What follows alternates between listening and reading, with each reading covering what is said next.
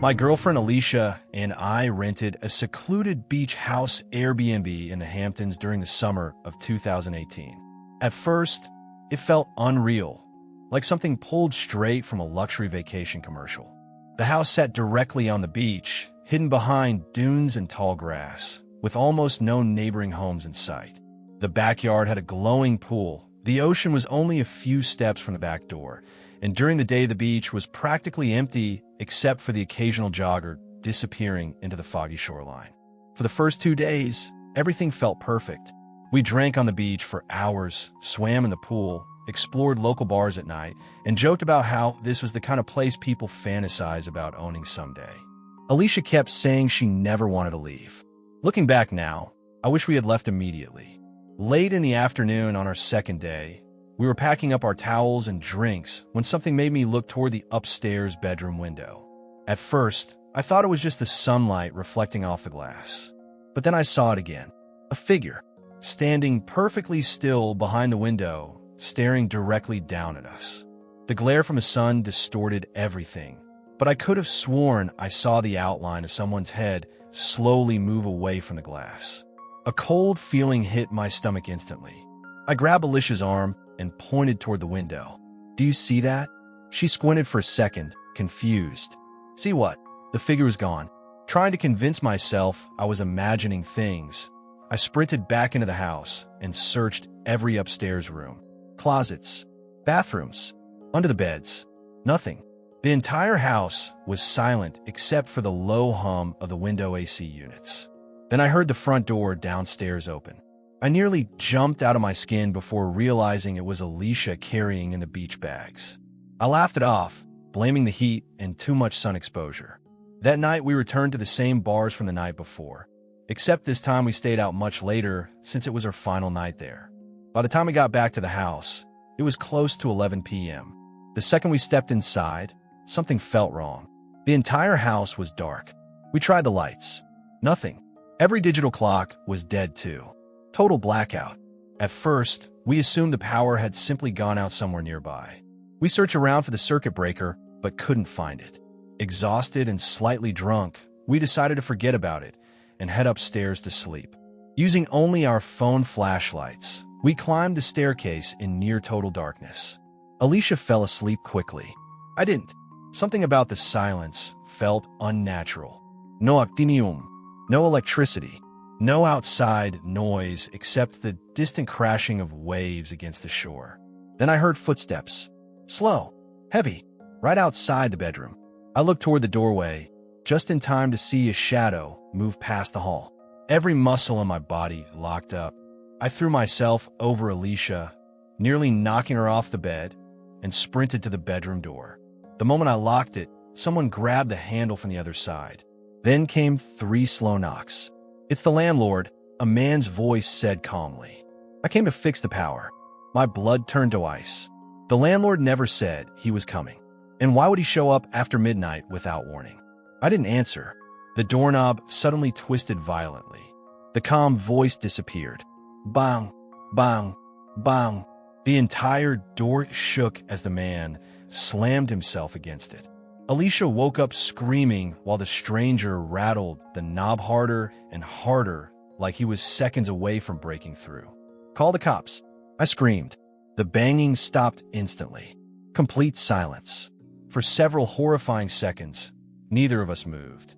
We just stared at the shaking doorknob, waiting for it to turn again. Then we heard footsteps running downstairs.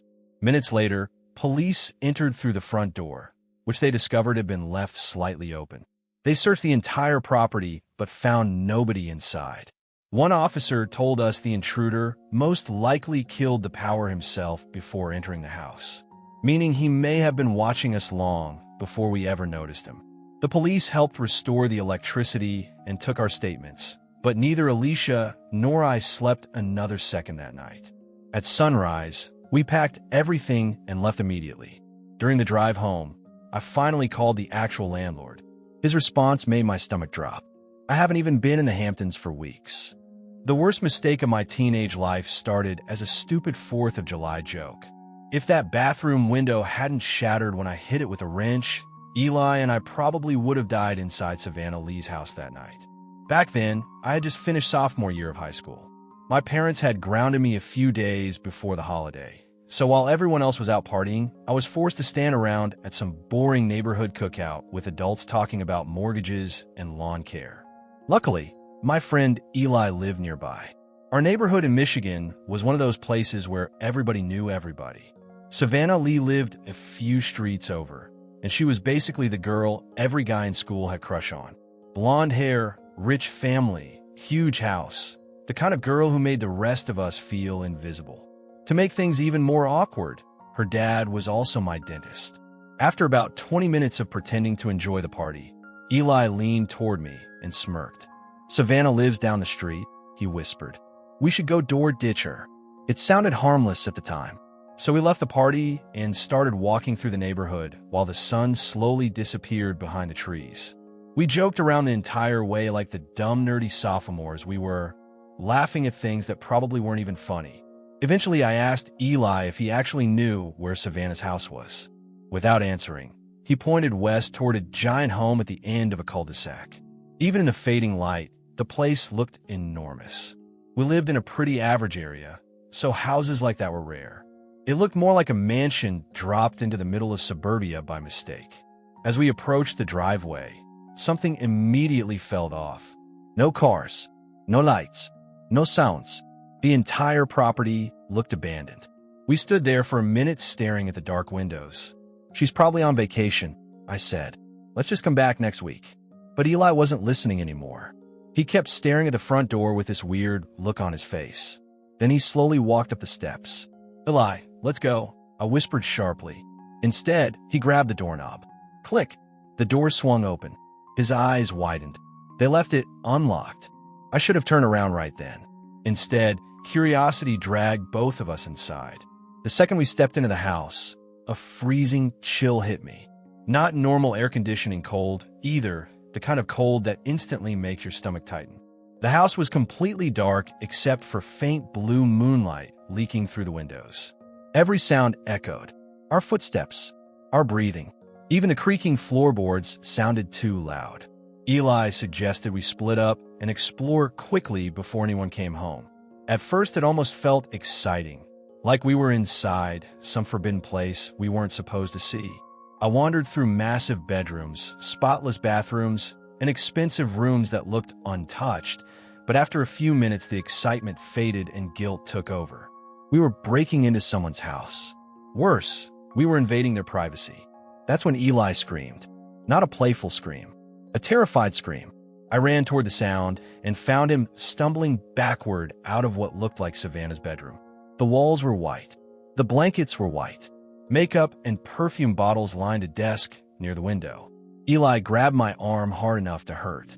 "There's someone in the closet," he whispered. I tried calming him down. "Maybe it's a family member," I said. "They probably think we're robbing the place." But Eli shook his head immediately. Why would someone hide in her closet? The second he said that, I felt every hair on my arm stand up. Then we heard footsteps, slow footsteps, coming down the hallway toward us. We rushed into the nearest bathroom and locked the door. Silence. The footsteps stopped right outside. Neither of us breathed. Then came mumbling. A man's voice, too low to understand. "Knock, knock, knock." At first the knocks were soft, then louder, then violent. The entire bathroom door started shaking like someone was trying to rip it off the hinges. Suddenly the man outside began screaming, deep, furious screams that didn't even sound human anymore. Eli panicked and tried opening the bathroom window behind us, but it wouldn't budge. Bolted shut. I genuinely thought we were about to die in that bathroom. Then I spotted a heavy wrench beside the toilet. Without thinking, I grabbed it and smashed the window as hard as I could. Glass exploded everywhere. We climbed out and dropped into the bushes below. I landed badly and felt a sharp crack shoot through my ankle, but adrenaline kept me moving. We ran. Neither of us looked back. For days afterward, we couldn't stop talking about who that man was or why he'd been hiding inside Savannah's closet. A few days later, Savannah's family returned home. The guilt finally became too much for me, so I confessed everything to the police. I admitted we broke into the house and expected to get arrested immediately. Instead, the officer sat me down with Savannah's father, my dentist. I told him the truth about the man hiding upstairs. At first, he didn't believe me, but then his expression changed completely. Pale, nervous, almost scared. Finally, he said something I still think about years later. We never asked anyone to stay at the house. He decided not to press charges against us. But the fear in his eyes told me something worse than getting arrested. Whoever was hiding in that closet wasn't supposed to be there. And to this day, nobody knows who that man was. A couple years later, when I was 17, I took my first real job as a counselor at a small sleepaway camp deep in the woods. Honestly, it felt like paradise compared to being stuck at home with my parents. The camp only had 5 buildings: boys' dorms, girls' dorms, counselors' cabins, a bathroom building, and a main hall everyone called the shack. That building held the cafeteria, the nurse's office, and the camp's tiny front desk. Every night, the kids had a strict 9 p.m. curfew. One Friday night, my friend Johnny, another counselor who was a few years older than me, invited me to hang out with 2 female counselors behind the campgrounds. We snuck into the woods to smoke and relax away from the campers. At first, everything felt normal. The girls laughed quietly while Johnny told stories. Crickets chirped in the trees around us, and somewhere far away, an owl screeched. Then, in the middle of one girl's sentence, crunch, leaves, close by. All 4 of us froze instantly. Another crunch followed from somewhere deeper in the darkness. Someone was out there, watching us. Nobody spoke. Then suddenly, flash, a blinding white light exploded between the trees. For a split second, the entire forest lit up around us. We ran out of those woods faster than I've ever run in my life. The second our feet hit the campgrounds again, it felt like we could finally breathe. But that relief didn't last long. Almost immediately, paranoia started sinking into all of us. We became convinced the flash we saw in the woods had been a camera. Someone had taken a picture of us. And if one of the camp supervisors caught us smoking weed, we'd all be fired instantly. Everyone scattered back to their dorms in panic, pretending nothing happened. But the thing about me is when I smoke, my mind spirals out of control. Every tiny sound feels dangerous. Every shadow feels alive. So while everyone else probably calmed down eventually, I sat in bed replaying that flash over and over in my head. Who took the picture? How close were they? Were they still watching us? Eventually, I couldn't take it anymore. I decided I had to go to the shack, the camp's main building, and see if any supervisors were still awake. Every counselor carried a key. So, around midnight, I quietly slipped out of my dorm and made my way across the dark campgrounds. The entire camp felt wrong at night. No kids laughing, no lights, just cold wind moving through the trees. I unlocked the cafeteria entrance and stepped inside. The heavy door slammed shut behind me, so hard it echoed through the empty building. Instantly, I regretted coming. The shack was almost completely dark except for one dim hallway leading toward the office area. The cafeteria tables looked distorted in the darkness, and every little noise seemed amplified. My footsteps, my breathing, even the creaking floorboards beneath me. I know it sounds insane now, but at the time my paranoia completely consumed me. I couldn't afford to lose that job. I planned to casually feel out whichever supervisor was working and figure out whether they caught us smoking. But halfway down the hallway, I realized the office lights were off. Nobody was there. The building was empty. Then I heard it. Slam. The cafeteria entrance door behind me had just opened and shut again. My blood went cold. Someone else had entered the building. I quickly ducked behind the corner of the intersecting hallway, peeking around carefully to see who was coming. At first, I saw nothing. No footsteps, no movement, just darkness. Then I noticed it. Ahead, peeking around the cafeteria doorway, watching me the exact same way I was watching them. The moment our eyes met, pure panic exploded through my body. I didn't care about being quiet anymore. I turned and sprinted. My shoes pounded violently against the wooden floor as I ran for the nearest exit. I burst out of the building and ran straight back to the counselor's dorm.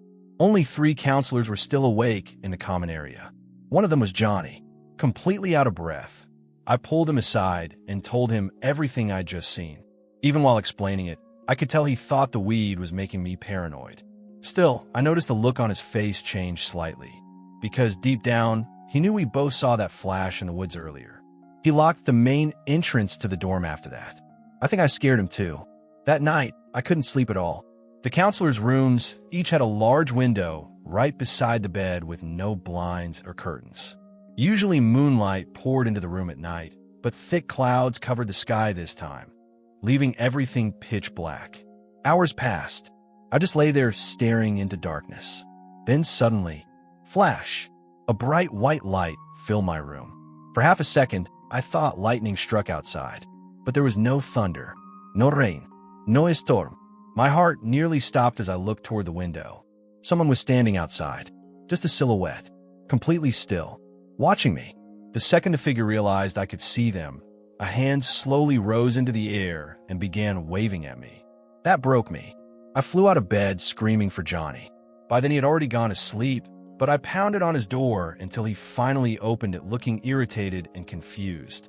The guy from earlier is outside my window, I told him. Johnny grabbed a flashlight and came back with me to check, but by the time we reached my room, the figure was gone. Nothing outside. No footprints. No sound. Just darkness again. Johnny stared at me for a second before asking quietly, "Are you still high?" I shook my head immediately. "No, it's been hours." I asked him if we should call the police. Surprisingly, he said no. Instead, he told me to bring my blankets and sleep on the floor in his room for the night if it made me feel safer. Honestly, I think he wanted me there because he was scared too. What confused me most was how he kept pretending none of this was serious, even though he witnessed the flash in the woods himself. I slept in his room that night anyway. There was no chance I was staying alone. The next morning, I reported everything to one of the camp supervisors. She listened carefully, but didn't seem to know what to do. She didn't contact the police, but she did tell me I had permission to call them myself if anything else happened, especially for the safety of the children at camp. But after that, nothing happened, at least not until the final day of the job. The campers had already gone home, and the counselors were packing up to leave for the summer. I woke up early that morning and immediately noticed something taped to my window. For photographs. The first was a zoomed-in picture of me and Johnny in the woods with the two girls the night we smoked. The second was a photo of me asleep in my bed. The third showed me entering the shack later that same night. Proof that whoever was watching me had followed me the entire time. But the fourth picture terrified me the most. It was a close-up photo of my car's license plate. No message, no explanation, just a plate number. A warning.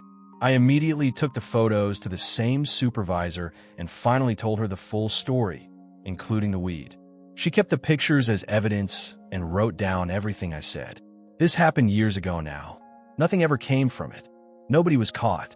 And I still have no idea who was hiding in those woods, following me through camp, standing outside my window at night. But even now, whenever I think about that picture of my license plate, I still wonder if it was meant to tell me one thing. I know where to find you.